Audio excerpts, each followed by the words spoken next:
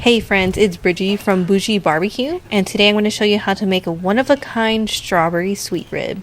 The first thing I'm going to do is show you how I trim down my natural spare ribs. This recipe will also work with St. Louis style ribs and even baby back ribs, but spare ribs, especially the natural spare ribs, are a lot cheaper at the grocery store. I recommend trimming off the end pieces, which are usually boneless and uneven. If you leave them on, they're pretty much going to just overcook and dry out, and it's not going to be a good bite. If you're planning on removing the membrane, you need to cut this part off so you can reach it, and these patches of fat that are just hanging on. Once you're done trimming the basics, it's time to shape the rib.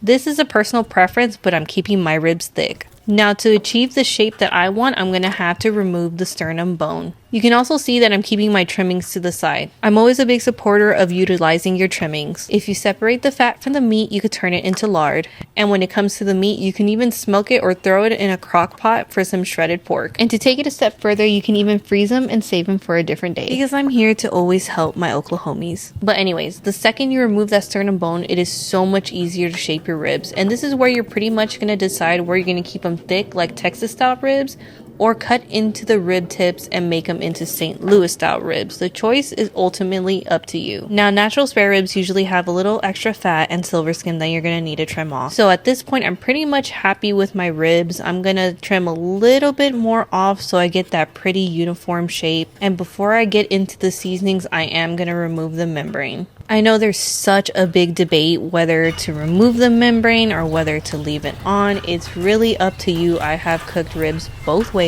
Personally, I prefer to remove the membrane off. I feel like it gives it a little bit more extra flavor, but there's not that much of a difference if I'm being 100% honest. Now that the membrane is off, it's off to the next step. It's time to inject. I'm going to inject my ribs with some strawberry and cream Dr. Pepper. I love the flavor of Dr. Pepper injected pork. I never thought that I would inject it with a strawberry and cream soda, but I experimented with pork belly and it came out amazing. So I could just imagine how it would taste on ribs. Inject in between each bone on the thickest part of the meat. You want your ribs to look like they're on steroids, so keep injecting until the soda basically spits back at you. I injected roughly 6 ounces per rack.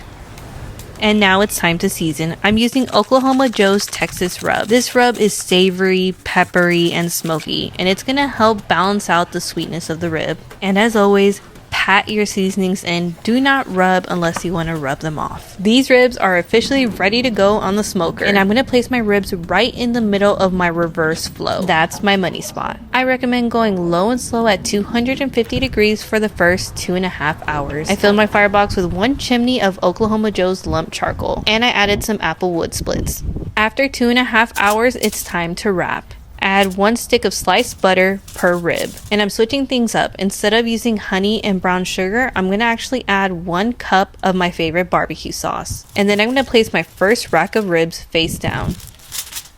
Add the rest of the sliced butter and barbecue sauce before adding the final ingredient, which is more strawberry soda. And now I'm going to wrap it nice and tight like a barbecue present between 2 pieces of heavy duty foil. I don't recommend using butcher paper just because we're using soda in the wrap. I also increased my smoker temperature to 275 to help my ribs push through the stall. Don't forget to rotate and place your ribs face down before closing the lid. Continue smoking face down for 1.5 hours or until your ribs reach 185 internal. Once my ribs reach 185 internal, I pull them off the smoker to sauce. This step is optional. You can absolutely continue cooking them in the foil. But something about a tender, smoky, sweet, sticky rib just hits my soul a different way, so I'm saucing them now. Once I finish saucing, I'm going to actually throw them back onto the smoker until they are probe tender. The fact that we're smoking at 275 degrees, depending on the thickness of your rib, it can range anywhere from 30 minutes to an hour, so keep an eye on your ribs. But once your ribs are ready, don't forget to rest them. I recommend resting them for at least 30 minutes before slicing. And this is how my strawberry flavored ribs came out.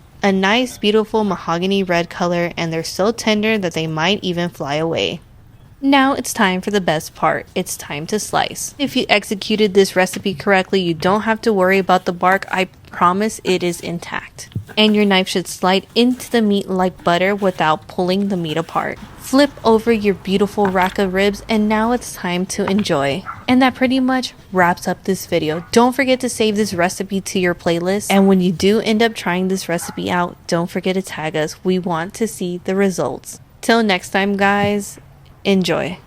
Bye.